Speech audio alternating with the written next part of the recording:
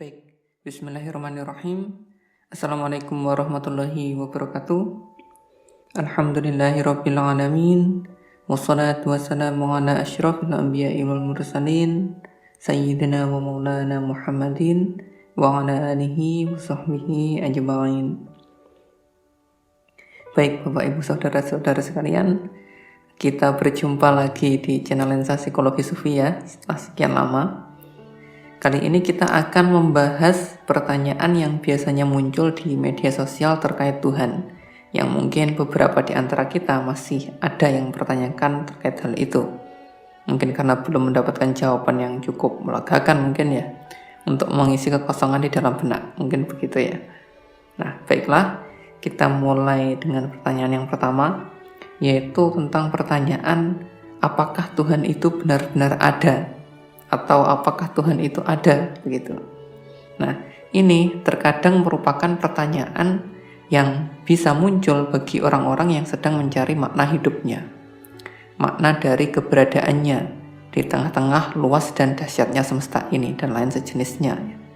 Nah, di tengah-tengah pemahamannya itulah terkadang ia pun takjub pada sebuah informasi bahwa sesungguhnya ada Zat Maha Kuasa yang mengatur semesta ini, gitu, yang dinamakan Tuhan. Nah, maka muncullah dorongan di dalam dirinya yang dipicu oleh ketakjubannya itu untuk bertanya, benarkah Tuhan itu ada? Di mana dan seperti apa dia dan seterusnya. Hingga mereka pun terkadang akan terdorong untuk mencari Tuhan melalui berbagai macam jalan, begitu. Nah, atau bisa pula pertanyaan itu muncul pada orang yang dilanda oleh keraguan dan ketidakpastian, yang biasanya timbul dari penderitaan dan ketidakadilan hidup, sebut saja demikian ya dalam tanda kutip, yang ia jalani. Karena sebelumnya ia memiliki pemahaman bahwa Tuhan itu Maha Pengasih dan Maha Penyayang terhadap makhluknya. Maka tatkala ia sering mengalami penderitaan hidup, ia pun jadi mempertanyakan terkait hal itu. Apakah Tuhan memang benar-benar ada? Kenapa saya menderita? Dan sejenisnya. Dan ada pula, bisa juga pertanyaan itu muncul pada diri seseorang yang ia merasa memiliki segalanya dalam hidupnya, dan ia memandang seluruh kehidupannya itu berada di bawah kendalinya. Nah, maka terkadang kesombongan yang ada di dalam dirinya pun mendorong munculnya pertanyaan tersebut untuk meninggikan dirinya, mengagungkan dan mengagumi dirinya sendiri. Nah, bahkan secara sadar ataupun tidak memandang dan memerankan dirinya sebagai Tuhan atau minimal penguasa, begitu ya, baik penguasa manusia maupun dunia ini, begitu. Alhamdulillah. Baik ia simpan sendiri mengenai hal itu, tidak secara terang-terangan disampaikan dengan lisan, begitu ya, maupun terang-terangan ia sampaikan secara lisan. Itu bisa juga dengan perbuatan, seperti beberapa kalimat, kalau bukan karena saya, Anda pasti sudah tidak ada di dunia ini. Nah, itu kan kalimat yang sudah melampaui batas ya. Nasibmu itu ada di tanganku, itu kan biasanya ada kalimat itu. Alhamdulillah ya. Nah, sehingga ia pun terkadang merasa orang lain itu harus memujinya, harus melihat dirinya sebagai sosok yang agung bagi mereka, sosok yang berpengaruh pada mereka, begitu. Alhamdulillah. Mungkin contoh yang paling populer ya Fir'aun di zamannya Nabi Musa ya. Nah, itu insya Allah sudah tahu semua. Nah, atau ini yang mungkin juga cukup banyak di zaman sekarang, yaitu di dalam dunia sains, di mana dalam konteks kemajuan ilmu pengetahuan yang dipandang telah memberi penjelasan mengenai cara kerja alam semesta tanpa merujuk pada kekuatan ilahi atau kekuatan gaib, gitu ya.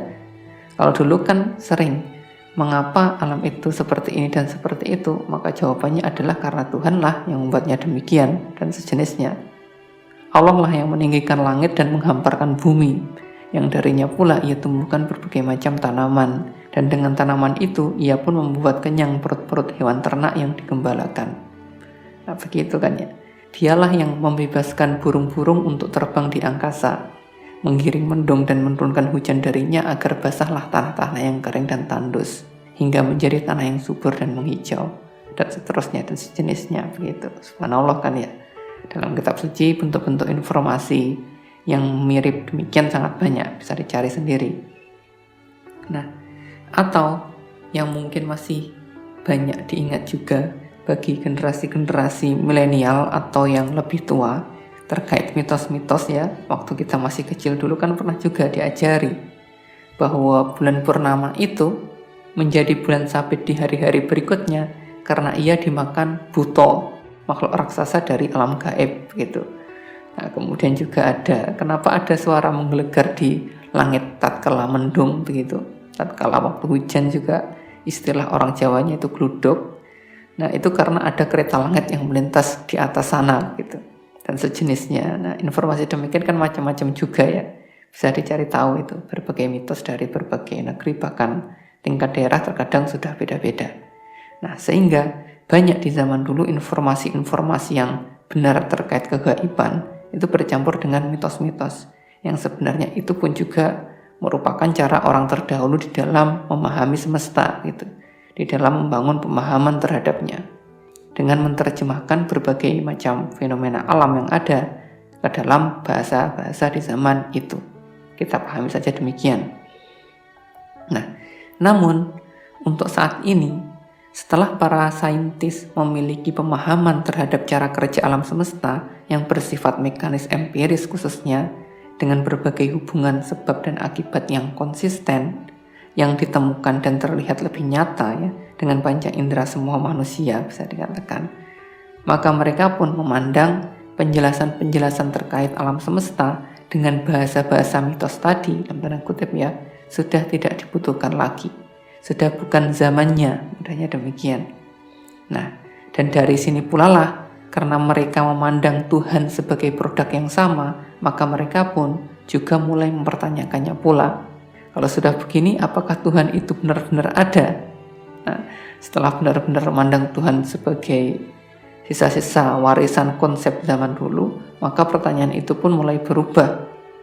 Apakah Tuhan itu masih diperlukan sebagai penjelas akan keberadaan segala sesuatu ataukah tidak? Nah, atau kalau dengan nada-nada kesombongan mereka pun akan bertanya, apakah Tuhan masih dibutuhkan? Begitu. Sehingga ada pula kan ya yang menyatakan bahwa tidak ada tempat lagi bagi Tuhan. Subhanallah, na'udzubillah. Nah, orang-orang sains pasti tidak asing dengan kalimat itu ya, siapa tokohnya? Sudah parah itu ya. Pak Habibie pun sebagai seorang ilmuwan mengatakan bahwa pernyataan itu sangatlah arogan begitu ya, sangat sombong sekali. Bersyukur kita memiliki beliau. Nah, namun bagi kami yang belajar psikologi cukup bisa yang memahami mengapa mereka bisa sampai demikian. Ya karena terlalu sering beraktivitas di kehidupan materi gitu, atau kehidupan indrawi, sehingga kesadaran rohaninya tidak tumbuh, hingga mungkin tertutup begitu. Dan dari situlah realitas rohani pun sangat samar bahkan terkesan tidak ada dan sangat imajinatif bagi mereka. Sehingga dari sini sebenarnya secara hukumnya ya sangat wajar pula bila mereka cenderung tidak mempercayai adanya Tuhan sebagai zat yang mengatur semesta ini. Itu sangat wajar.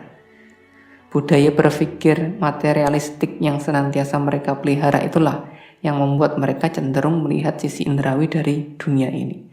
Dalam keterpisahan-keterpisahannya yang dikelompok-kelompokkan berdasarkan kesamaan sifat atau jenisnya dan seterusnya.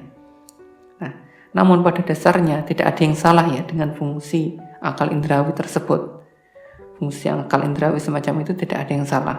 Karena memang seperti itulah cara kerja indrawi dan akal pikiran yang dianugerahkan Tuhan untuk kita. Namun, bila kita menggunakannya terlalu dominan dalam kehidupan sehari-hari secara berlebihan ya, maka ia bisa memalingkan hingga menutupi kesadaran jiwa kita akan sesuatu hal yang bersifat ruhani atau yang spiritual, yang bersifat saling terhubung dan utuh. Nah, dari sini pula lah keterpisahan antara aku dan kamu karena terlalu berlebih-lebihan memandang wilayah materi ya, dimensi materi saja.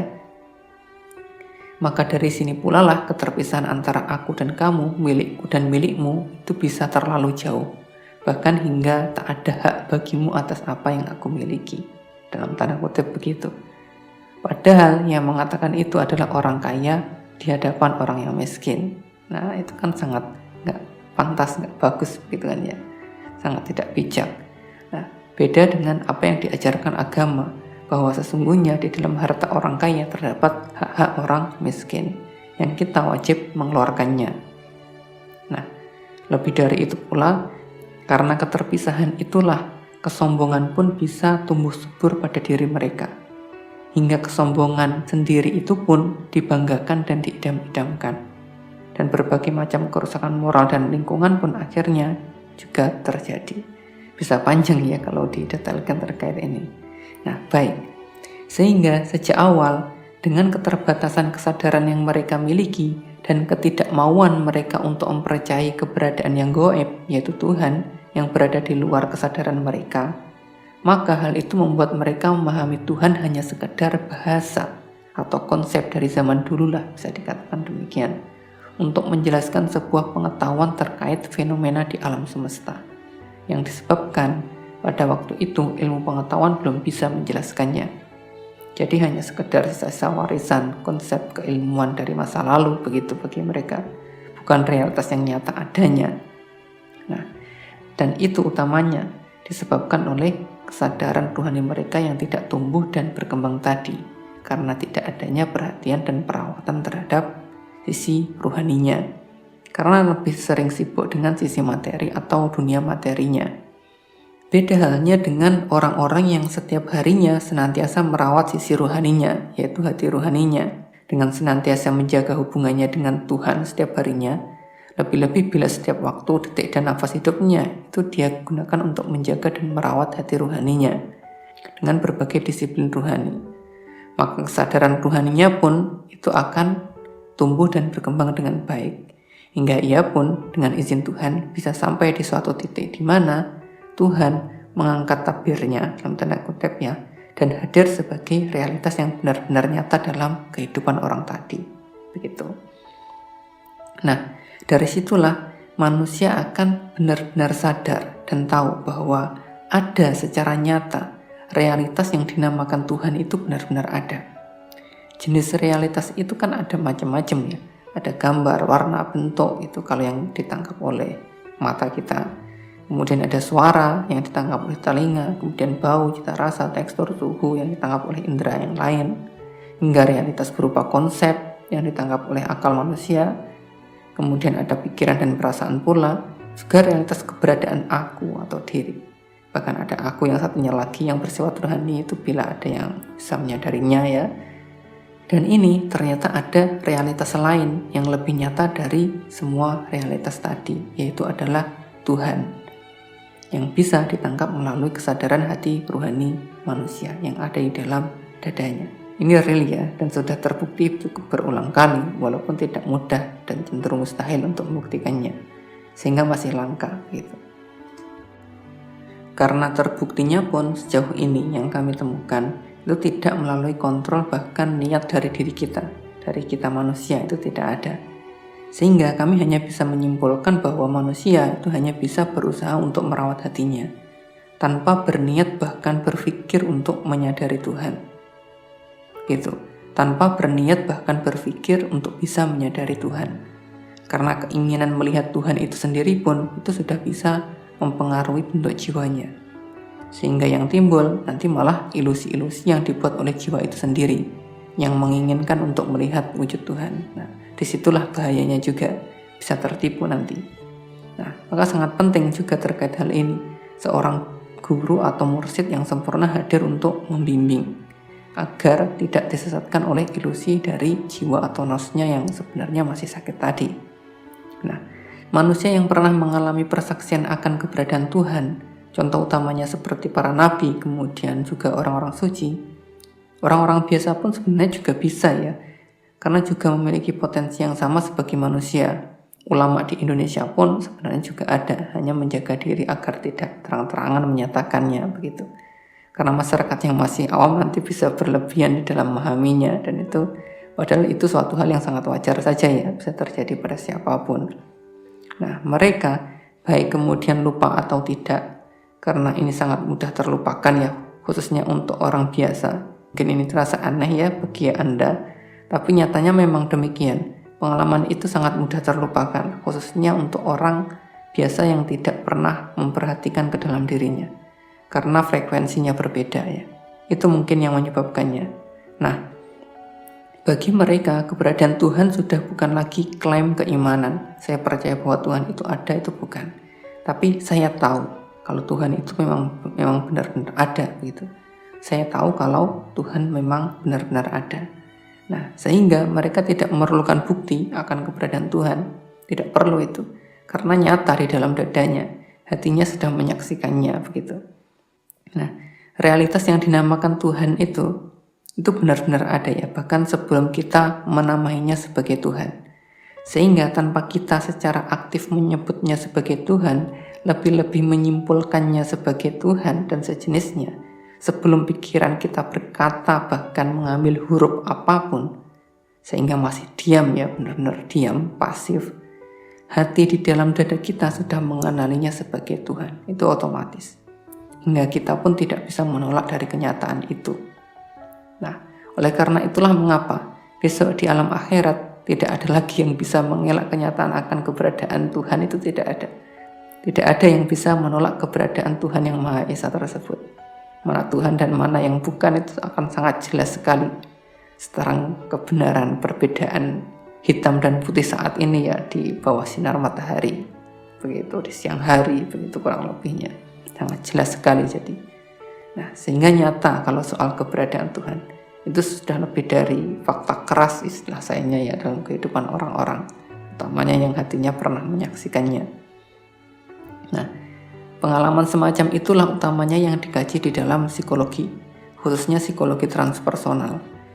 Karena ada beberapa mazhab dalam perkembangannya, bagi yang belum mengetahui, yang belum bisa membahasnya secara sempurna, yaitu mulai mazhab psikoanalisis ya, dari mazhab psikoanalisis, kemudian behavioristik, humanistik, dan yang terakhir bisa dikatakan yang menyempurnakan mazhab sebelumnya itu, yaitu adalah mazhab transpersonal, mazhab keempat dan terakhir sejauh ini ya, sebuah mazhab psikologi yang telah melibatkan pengalaman trans yang berasal dari sisi rohani manusia yang melampaui sisi biologisnya di dalam mengkaji jiwa atau nous mereka.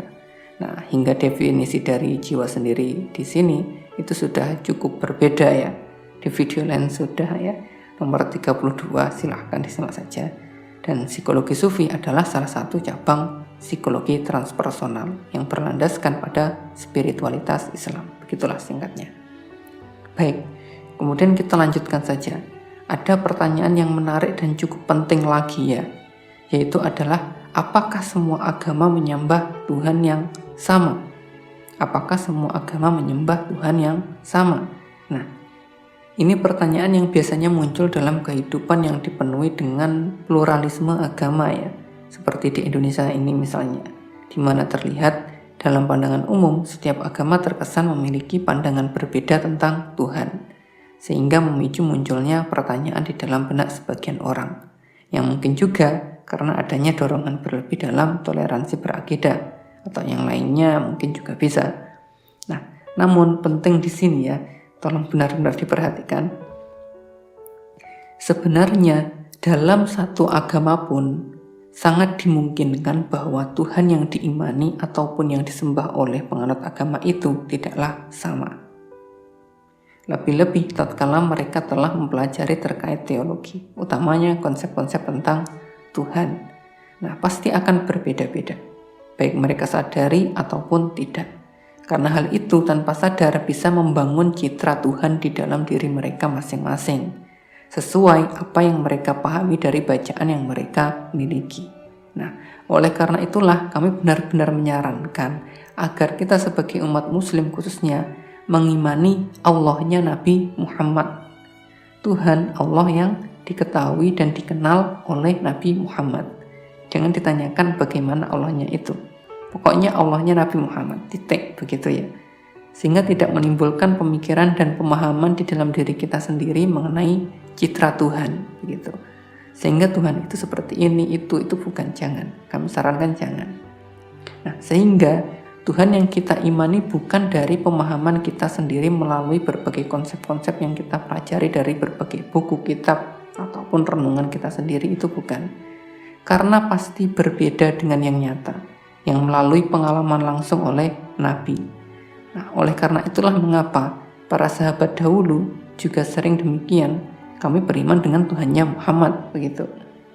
Sehingga pasti ya, yang dari Nabi adalah yang nyata, dari pengalaman beliau, sedangkan kita dari literasi, bacaan, sehingga hanyalah citra dari konsep yang ada dalam kepala kita aja begitu.